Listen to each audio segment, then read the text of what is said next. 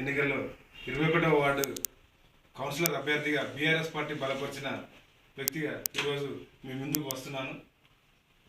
నాకు ఈ అవకాశం కల్పించి ఈ వార్డు అభివృద్ధిలో దోహదం పడేలా కృషి చేసినటువంటి మాజీ ఎమ్మెల్యే గౌరవనీయులు చల్ల ధర్మారెడ్డి గారికి కృతజ్ఞతలు తెలియజేస్తూ, ఈ వార్డులో ఉన్నటువంటి నెలకొన్న అనేక సమస్యలను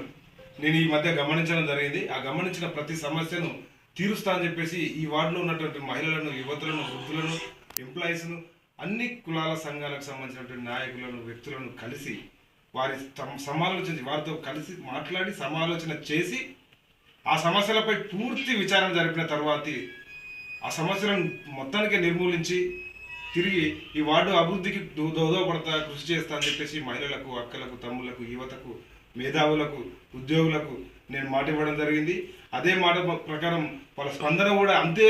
గొప్పగా, అంతే ఆనందంగా, అంతే మనస్ఫూర్తిగా వాళ్ళు నన్ను స్వీకరిస్తూ, ఈ అవకాశం వచ్చినందుకు తప్పకుండా నువ్వైతేనే బాగు చేస్తావు తమ్ముడు, గత 15 సంవత్సరాలుగా విద్యార్థి ఉద్యమాలలో, తెలంగాణ ఉద్యమాలలో పనిచేస్తూ అనేక సమస్యలపై పోరాటం చేసిన నన్ను గుండెలకు హత్తుకొని హృదయపూర్వకంగా వారి స్వాగతం పలుకుతూ భారీ మెజార్టీతో గెలిపించే దిశగా నన్ను ప్రోత్సహిస్తున్న నా వార్డు ప్రజలందరికీ కృతజ్ఞతలు తెలియజేస్తూ, ఇదే ఉత్సాహం, ఇదే మంచి పని, ఇదే మంచితనంతో మీ ఎల్లకాలం మీ ముందు కనపడుతూనే 24 గంటలు ఒక సేవకుడుగా మీకోసం పనిచేస్తా అని చెప్పేసి మాటిస్తూ, ఈ అవకాశం కల్పించిన 21వ వార్డు ప్రజలకు, ఓటర్లకు, మేధావులకు, ఉద్యోగస్తులు అందరికీ ధన్యవాదాలు తెలియజేస్తూ, మీ ఒంటేరు చక్రపాణి, కారు గుర్తుకి